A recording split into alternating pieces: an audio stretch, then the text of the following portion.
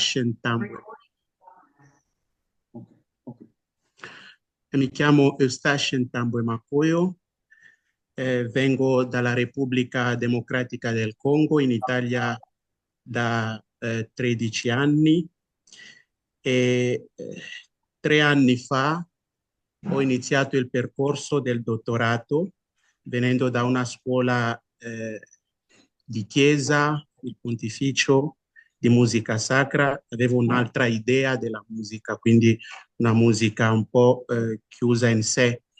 E il primo contatto con Serena Facci mi ha illuminato quando mi chiese di che centro, di che città del Congo ero, e quando dissi che venivo dai Basonghe, lei subito ha detto: ma se non hai l'idea di lavorare su Meriam, che era proprio un ricercatore che ha vissuto dai Basonghe, allora presenterai una tesi di quello che abbiamo già sentito, perché da quando che Meriam è stato, da quando che Meriam ha scritto, nessuno dei Basonghe ha cercato di interpretare, di mettere un giudizio, di valutare, volevo dire, il suo lavoro. Quindi, come primo Musonghe, mi sono detto allora bisognava lavorare proprio su di lui. E evidentemente la prima impressione era quella di dire: ma Meriam davvero ha vissuto dai Basonghe? Perché non ne avevo sentito parlare né nell'ambiente della Chiesa né nell'ambiente diciamo dell'amministrazione. Eppure Meriam è stato davvero a Lupupanghe. Quindi la prima missione era quella di andare sulle tracce di Alan Meriam, verificare se davvero ha vissuto lì o ha avuto delle informazioni sui Basonghe. Allora sono andato durante la prima missione all'Opupanghe, ho incontrato delle persone che hanno vissuto con Meriam, hanno mangiato con lui, hanno bevuto con lui, hanno condiviso con lui. Quindi questa era la prima missione della mia ricerca. Sono andato all'Opupanghe e all'Opupanghe potete vedere siamo in pieno centro della Repubblica Democratica del Congo, con delle realtà molto contrastanti, che da una parte nel Congo abbiamo una grande ricchezza, detta la ricchezza del sottosuolo. Dall'altra parte abbiamo questa grandissima povertà. Con le realtà come queste bisogna affrontare le strade sterrate e bisogna affrontare dei fiumi senza ponti come questo. Ero su un motorino con un mio autista e quindi bisognava mettere un motorino su 2 barche per attraversare, e dove ci sono i ponti, ci sono i ponti come questo che troviamo a sinistra in basso, quindi sono le realtà che bisognava affrontare per arrivare all'Opupanghe. Dopo la localizzazione di Lupupanghe, con le realtà da affrontare, mi sono interessato ai libri di Meriam e il suo capolavoro Antropologia della musica, lo abbiamo qui. E poi lui, Meriam, ha scritto un libro proprio su Lupupanghe, che è quel villaggio dove Meriam ha vissuto da agosto 1959 a giugno 1960, poco prima dell'indipendenza, perché lì per motivo di sicurezza doveva lasciare il suo caro villaggio di Lupupanghe. E insieme a questi due scritti di Maryam ho letto anche tanti dei suoi articoli proprio per capire le sue modalità, capire soprattutto come intendeva la musica e capire che Maryam, su quello che succede ora a Lupupanghe, lui aveva già proiettato come una profezia, aveva già visto in 13 anni un calo e sentiva che forse la musica si perdeva, si scioglieva ed è successo. Quindi l'aveva già annunciato in questo articolo. Bene, dopo gli scritti di Maryam mi sono impegnato a trovare i materiali che per un lavoro di etnomusicologia bisogna entrare in contatto con le registrazioni, con il concreto. E Maryam ha lasciato un grande tesoro nell'archivio dell'Università dell'Indiana e nel museo di Tervuren in Belgio. Allora, il primo archivio, il, il primo materiale che ho trovato e che si trova nell'archivio dell'Indiana University, l'ho trovato tardi. L'ho trovato tardi perché per coincidenza dal 2021 al 2023 l'archivio faceva, quindi si trasferiva da un posto a un altro e quindi non potevo accedere al materiale, ho dovuto aspettare ritardando le mie ricerche, ma con la collaborazione tra tra la professoressa Serena Facci, che ringrazio, Steven Feld, che è collegato, e poi la famiglia di Maryam, in particolare Paige Maryam, che davvero si è sporcato le mani per ottenere l'accesso all'archivio di Maryam che è depositato all'archivio dell'Indiana University. E quindi questa mail del 14 settembre 2023 era l'autorizzazione per entrare in possesso o per entrare in contatto con il materiale che si trova all'Indiana University.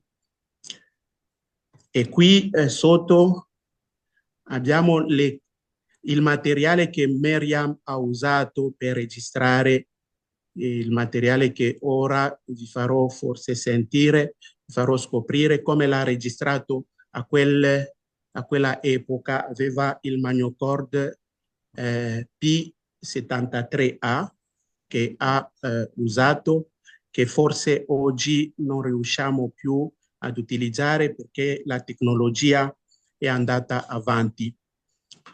Il materiale di Tervuren. Allora, cronologicamente io sono entrato in contatto con il materiale di Tervuren prima del materiale di Indiana University perché come si aspettava troppo l'accesso all'Indiana University, la professoressa Serena Facci mi ha consigliato, mi ha suggerito di andare in Belgio al museo di Tervuren per andare a cercare se c'è qualche traccia di Maryam. Effettivamente sono andato lì e sono entrato in contatto con l'archivio che ha il dossier DA5 TMP60, che contiene tutto quello che Meriam ha lasciato. In particolare mi sono interessato a 15 lettere di uno scambio tra Meriam e il museo di Tervuren. Allora, lì ho trovato una grande ricchezza. Queste lettere mi hanno molto aiutato per capire chi era Meriam, perché in una delle lettere addirittura il direttore del museo di Tervuren sconsigliava a Meriam di ritornare in Congo per motivo di sicurezza, perché la politica era cambiata, perché c'era la dittatura, perché bisognava pagare, ma nonostante questo Meriam nel 73 è andato lo stesso a Lupupanghi. Questo dimostra che aveva una motivazione molto, molto più grande. Poi ho trovato 182 audio di una parte del lavoro che ha lasciato all'Indiana University, perché il totale del materiale dell'Indiana University mi dava un tot di 7 ore di registrazioni, mentre le registrazioni trovate al museo di Tervuren mi davano più o meno 6 ore. Quindi Meriam ha mandato a Tervuren una parte del suo materiale.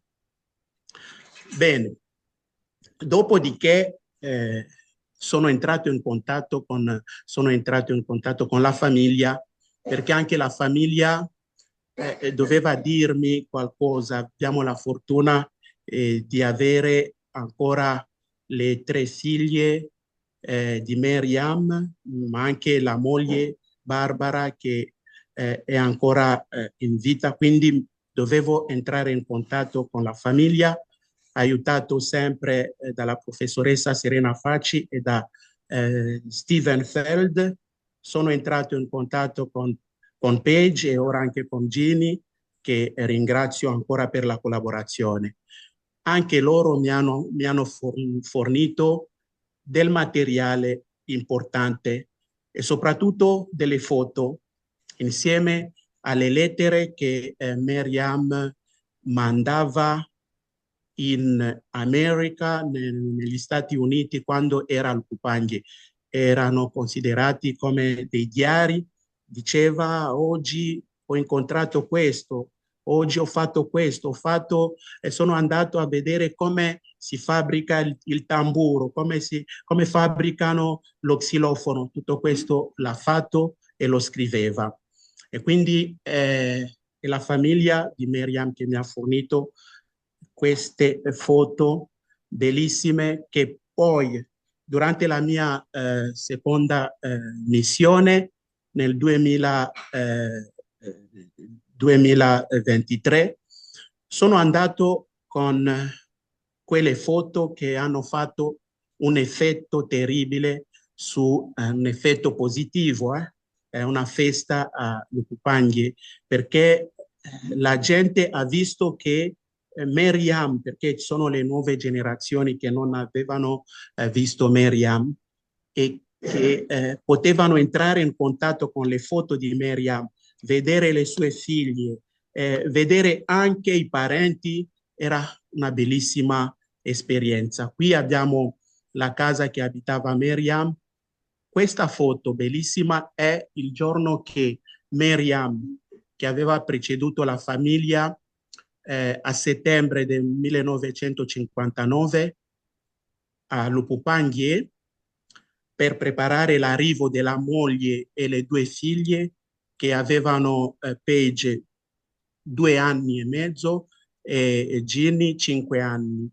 Allora, Meriam è andato a ricercare, ad accogliere la sua famiglia, è entrato nel villaggio ha trovato questa accoglienza, questo è il suo ingresso,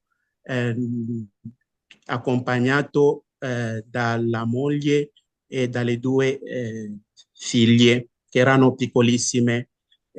Qui nel mezzo abbiamo l'interprete di Meriam, Arthur, con le due figlie. La casa è qui e poi abbiamo qui Paige e Ginny.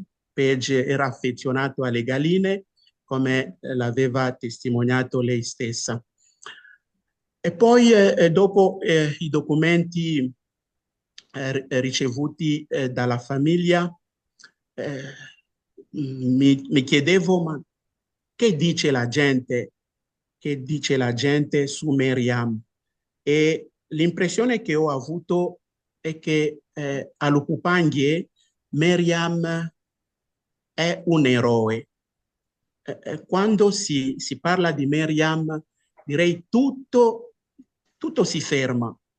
Non c'è più da lavorare, non c'è più da andare da nessuna parte. Tutti erano presenti dalla mattina alla sera, chi per raccontare quello che sapeva di Meriam, di vero o di falso, chi per vedere che cosa io ne sapevo, chi per vedere, per contemplare le foto. E quindi lì sul posto, durante le mie 2 missioni, ho fatto una raccolta con 60 audio, un totale di 112 minuti, 40 video e di più o meno 41 minuti.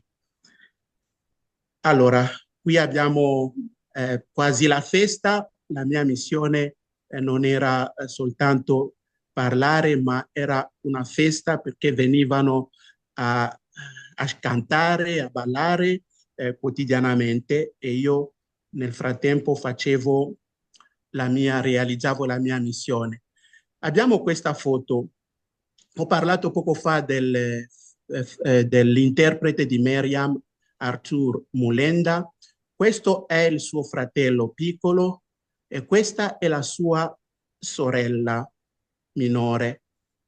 Immaginate che è grazie a questa foto che la sorella Malale si chiama, ha scoperto che lei era fotografata da Barbara Meriam. È lei che vediamo qui, che si sta contemplando quando aveva 5-6 anni e ora è quasi anziana e non si riconosceva sulla foto.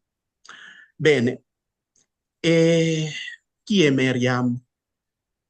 Mi sono interessato un po' a capire la sua personalità. Lui che è nato nel 1923, morto in un incidente aereo nel 1980. Bene, ho scoperto che Meriam era un grande etnomusicologo. Si era concentrato sull'etnomusicologia un po' per aiutare la scienza, aiutare la musica a uscire dalla chiusura. L'etnomusicologia è proprio quello di dire va bene, ogni popolo canta, ogni popolo ha la sua musica, non c'è una musica superiore a un'altra. E lui ha lavorato sugli indiani di Stappiata e poi l'ha scritto lui stesso nella sua antropologia di musica, pagina 17, dicendo che tanti riferimenti negli scritti suoi sono riferiti ai Basoglie e agli indiani. E poi dopo aver scoperto la sua grande scientificità, dopo aver scoperto che Meriam abbia suggerito che la musica è da interpretare come cultura, la musica nella cultura, la musica con la cultura non si separano. Allora Meriam è stato anche, ha attirato l'attenzione anche degli altri musicologi e etnomusicologi. Il primo che mi ha dato una bellissima testimonianza è Bruno Nettel, che era il suo collega, era il suo collaboratore, e dopo la scomparsa di Meriam è lui che ha scritto in un articolo intitolato Alan Meriam, Scholar and Leader.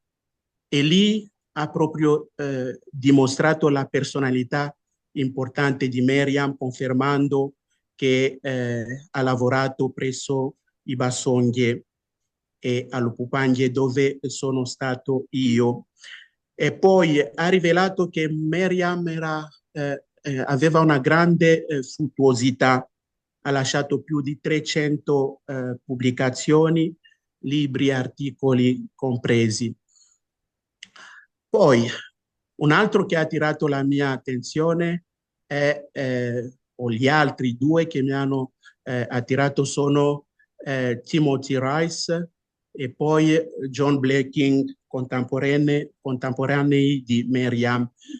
Anche loro hanno confermato che quello che Meriam, quello che interessava Meriam era di non allontanare la musica dalla cultura.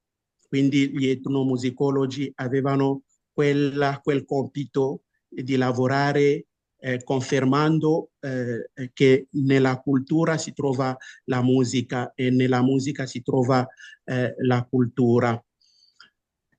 Poi fortunatamente sono entrato in contatto anche fisico con Steven Feld, che anche lui è stato studente di Meriam, quindi ha toccato nelle sue mani la realtà di Meriam come grande lavoratore, come grande musicologo, etnomusicologo, come grande antropologo. E lui ha confermato quello che mi scriveva Peggy, che Meriam era un uomo intelligentissimo, precisissimo nella sua testimonianza. E poi qui abbiamo un altro passo, quello di rivelare o di scoprire cosa la famiglia diceva del padre di Meriam, perché una cosa era ascoltare gli altri parlare di Meriam, ma un'altra è sentire l'emozione che abita ancora la famiglia quando parlano del padre. Abbiamo qui le testimonianze di Page, che dice che il suo padre aveva un cervello come quello di un computer, era preciso, era molto conciso. Allora, qui ritorno all'impressione che Meriam ha lasciato a Lupupanghe. Come ve l'ho detto, parlare di Meriam fa un effetto e ho realizzato delle interviste sul posto a Lupupanghe. Il primo è la persona di Sambi Wembo, che lui di Meriam, di contatto con Meriam ne aveva avuto poco, ma si è interessato, ha letto delle cose su Meriam, si è informato perché è colto, e l'ho trovato, forse vedremo la foto, l'ho trovato con il libro di Meriam sul Pupanghe, aveva lui prima del mio arrivo. Abbiamo la famiglia dell'interprete di Meriam, Kitoko e Malale. Lui, questo signore, vedremo qualche foto, mi ha aiutato con le informazioni perché il suo fratello che era interprete di Meriam è già deceduto, ma lui sa tante cose di Meriam e soprattutto mi ha disegnato gli strumenti tradizionali che erano utilizzati a Lupupanghe all'epoca di Meriam. Qui effettivamente, come ve l'ho detto, questo è Ansambi, il possessore del libro An African World di Meriam, ce l'aveva prima del mio arrivo. Questa è la signora Malale che era con le figlie di Meriam e giocava con loro quando tutti insieme erano bambine. Qui vi faccio per capire un po' cosa si era creato a Lupupanghe, cosa cosa c'era come relazione tra Meriam e Lupupanghe, perché ho scoperto che Meriam non andava a Lupupanghe solo per fare una ricerca, ma aveva stabilito un rapporto molto fraterno.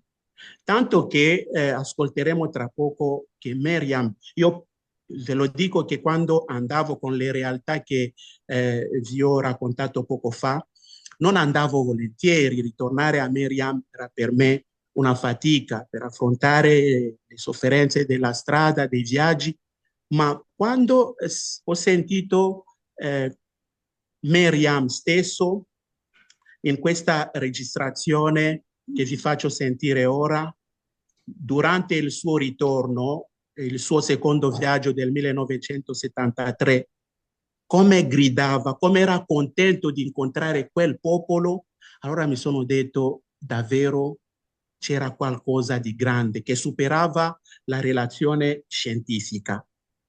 Vi faccio sentire il suo ingresso durante il suo secondo viaggio perché sta nominando le persone che non ha incontrato dopo 13 anni. Quindi queste persone erano rimaste nel suo cuore. Allora lo ascolteremo, è lui che parla. Nous sommes vers 4 km de Lupupanghe au moment et nous essayons son nid et il ne marche pas bien. Mais s'il marche, je vais essayer à enregistrer la bienvenue à Lupupanghe même.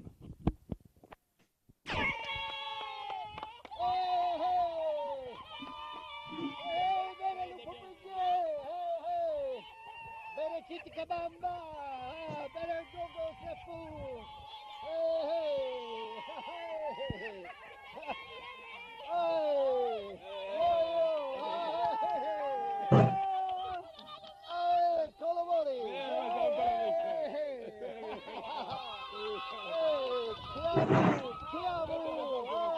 Quindi riconosce Nkolomoni, riconosce Chiabu e sta chiamando il popolo con il nome che chi non è entrato in contatto con lui non sa, non può conoscere. Un'altra testimonianza è questa bandiera. La gente di Lupupanghe non sa l'esistenza di questa bandiera tranne questo signore, perché questa bandiera è stata lasciata a Lupupanghe da Meriam dicendo non si sa, forse le mie figlie ritorneranno o qualcuno ritornerà, verrà a Lupupanghe cercare le informazioni su di me. Allora questa bandiera l'ha lasciata in una famiglia che è custodita da questa famiglia che mi ha parlato in segreto per dire che ha la traccia del passaggio di Meriam in quel villaggio. E a Cite, questo signore che ho intervistato e che custodisce questa bandiera. Bene, per un po' confermare che tra Meriam e Lupupanghe c'era quel rapporto di fratellanza, lo chiamavano non Musungu. Quando Serena è andata in Africa, sicuramente era chiamata Musungu, presso i Basonghe. Ma Meriam lui non era chiamato così, Musungu, perché chiamavano così le Basungu, gli altri occidentali, i colonizzatori che ogni tanto passavano lì. Ma Musungwa ha una connotazione negativa presso i Basonghe. Lo chiamano ancora oggi quando si chiede di Meriam nel villaggio, loro dicono era un Mukhelenge. Questo termine non è un termine che parla di colore di pelle, perché anche i Basonghe stessi, per dimostrare il rispetto, la considerazione, a volte dicono Obewe Mukeleng, sei un Mukeleng, sei un uomo di valore.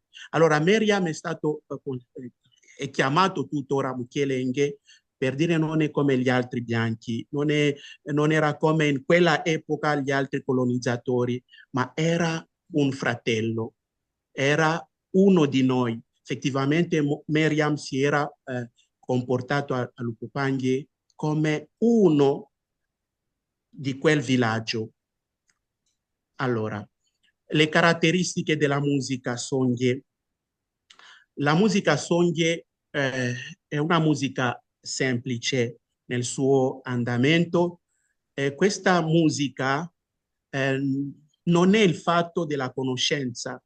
Per i Basonghe la musica viene da Dio, ha un'origine divina. E la musica quindi è un fatto umano, solo gli uomini cantano. E poi la musica deve essere molto vicina all'accento parlato. E queste sono alcune caratteristiche della musica Songye, e sono entrato in contatto con gli strumenti, non sono esistenti, ma mediante le foto di Page ho visto che Meriam ha parlato anche degli strumenti che in quel momento nel 59-60 erano suonati a Lupupanghe. Qui abbiamo il lunkufi che Yakitoko ha disegnato con le sue mani, ha disegnato qui per dire che era uno strumento che era utilizzato in quel momento. Ora non esiste più la musica, non esiste più un gruppo che produce la musica, ma cantare si canta ancora, ma gli strumenti, i musicisti professionisti di quella epoca non esiste più perché non c'è stata la trasmissione. Qui abbiamo ancora altri strumenti, qui è lo xilofono disegnato, e poi qui Meriam, oltre ad aver scritto un articolo sulla costruzione del tamburo, ha seguito anche come realizzano, come costruiscono lo xilofono. Bene, allora, nelle ricerche di Meriam si trova quello che vi ho detto poco fa, che la musica Songye è una musica semplice, non ci sono le alterazioni, ma qualche volta ci sono dei brani in cui sentiamo una polifonia spontanea, non c'è un'organizzazione per dire questa è la voce soprano, contralto, tenore, basso. No, si canta, chi può inserire una voce o un'altra. Sono gruppi che ho trovato di coloro che spontaneamente cantano ancora al Lupupanghe. Un'altra caratteristica che posso aggiungere è che la musica è soltanto una cosa del contesto, dell'evento. La musica accompagna l'evento. Quando l'evento finisce, tace la musica. E quindi il fatto dei concerti non esiste. E ho avuto difficoltà a registrare alcune canzoni perché non c'era l'evento. Non c'era l'evento, per esempio, dell'intronizzazione di un capo del villaggio e quindi non mi potevano cantare quella musica. Ho forzato per registrare i canti funebri, ma era davvero una grande difficoltà. Mi sono ritrovato quasi mandato via dalla casa di un signore perché era la moglie che mi aiutava a registrare una musica funebra e il marito quasi diceva ma non c'è nessun morto, ma tu vuoi invitare la morte a casa nostra? Allora, lasciate questa cosa, padre, con tutto il rispetto, va via e me ne sono andato. Sono andato via perché ho capito che la musica songhe è soltanto una musica del contesto.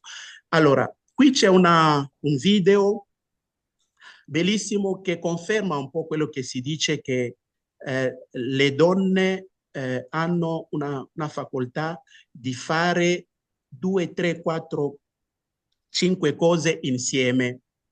Allora, noi gli uomini, io per esempio, se faccio una cosa, faccio quella, non un'altra. Ma l'ho scoperto guardando questo video che adesso vi proietto, sono le donne, non ci sono gli uomini che riescono a ballare come ballano queste donne. Un movimento insieme della voce, del corpo, delle mani che eseguono un ritmo che è diverso dal ritmo che producono i piedi. E questo esclude gli uomini anche di Lupupanghe.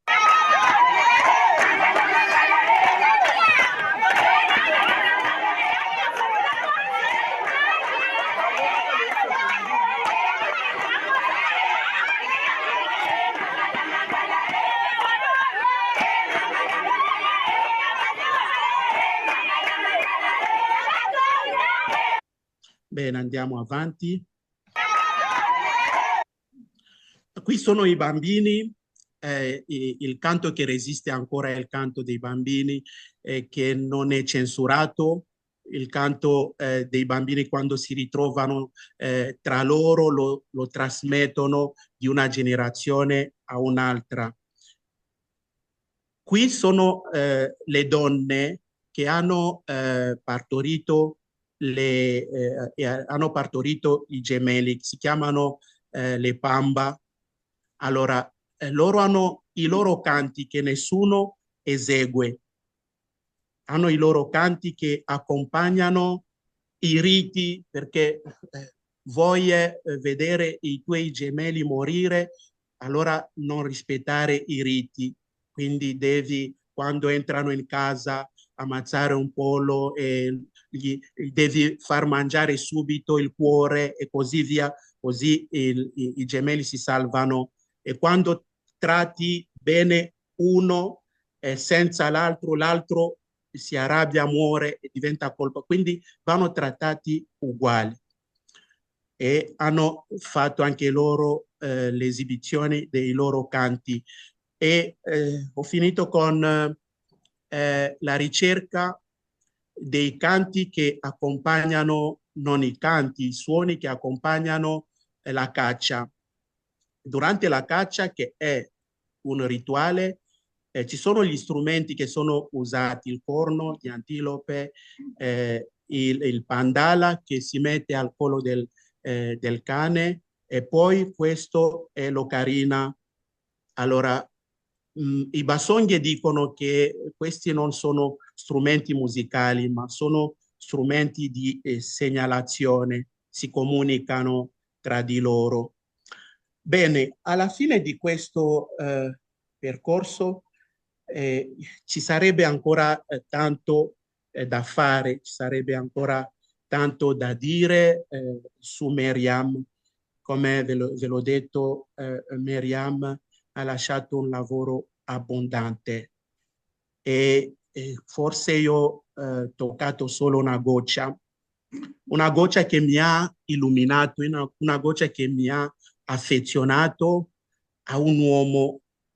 Vedete che Miriam ha lasciato la sua comodità in un contesto di indipendenza per venire forse a rivelare un vivere diverso, che non è un vivere che opprime, ma un vivere che capisce, che comprende, che Miriam non ha emesso nessun giudizio sul popolo nel contesto che era quello.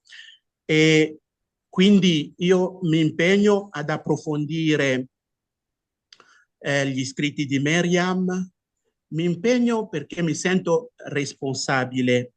Nel momento in cui scopro che la musica presso i Basonghe di Lupupanghe si è sciolta, quasi sparita, tranne la musica dei bambini e la musica che accompagna alcune circostanze. La musica come all'epoca di Miriam nel 1959-60 non esiste più, non ci sono più strumenti, non ci sono strumenti. L'ocarina l'ho trovata in un villaggio vicino a Lupupanghe, quindi mi sento responsabile di risorgere, fra virgolette, risorgere Miriam a livello internazionale, anche se tutta la fama ce l'ha, ma tutta la fama ce l'ha non in contatto con Lupupanghe, con il villaggio dove ha vissuto. Mi sento responsabile di indossare la responsabilità con tutto quello che ho avuto come materiale sonore, di risorgere quella musica che è sparita.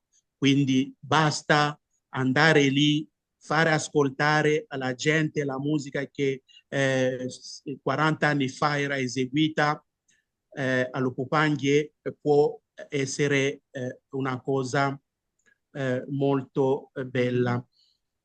Allora, vorrei finire questo percorso con il ringraziamento alla, alla diocesi di Livorno che mi ha accolto, ringraziamento alla comunità pastorale dei Tre Arcangeli con la realtà che mi ha seguito in questi 3 anni, il gruppo Pro Eustachio. Vorrei ringraziare la presenza dei familiari, vorrei ringraziare la presenza degli amici, ringraziare il gruppo di Don Damiano, Amicizia Senza Limiti. Ringrazio evidentemente senza dimenticare la professoressa Serena Facci, che mi ha rivelato una grande competenza.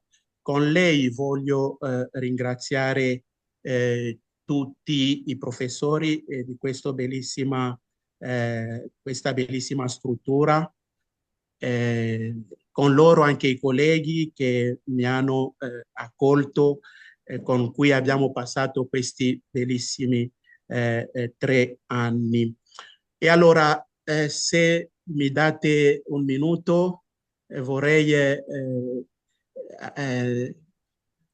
rivolgere un messaggio alla famiglia di Miriam, in particolare a Paige e a Ginny. Dear Paige and Ginny, I'm very grateful to my tutor Serena Facci and Stephen Feld, who allowed me to get in touch with you.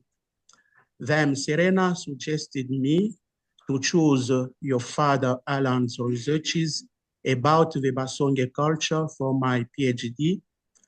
I am native Congolese of Songe ethnic group, so I was very interested in Alan's life story, and I was amazed about his choice to move from America to Lupupanghe, a small village in the savannah without any electric energy, running water, hospital, school, with Barbara and two little daughters, 2 years and 5 years old. This study is the chance to take and to grasp and convey the Basonge people's sense of gratitude. We remember Alan Merriam proudly for his human qualities and express still today their joy for his stayings in the village, sharing their life fully. I want to thank you, Paige and Jeannie, for your support, presence, and provision of all sorts of material I need during my research, allowing me to get this aim. Thank you. Grazie a tutti per la presenza.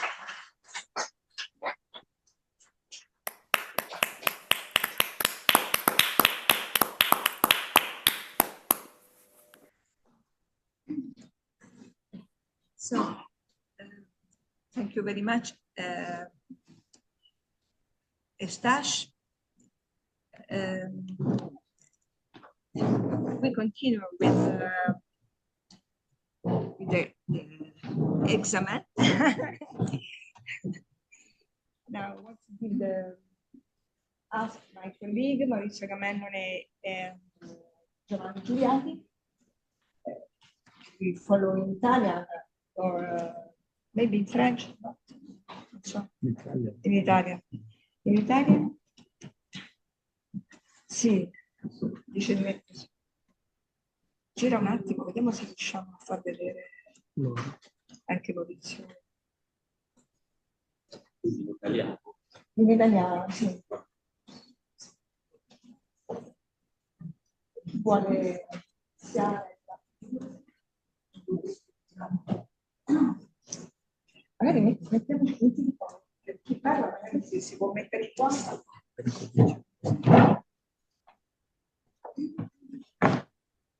Maurizio Gamennone, questa? Tocca a me? Sì.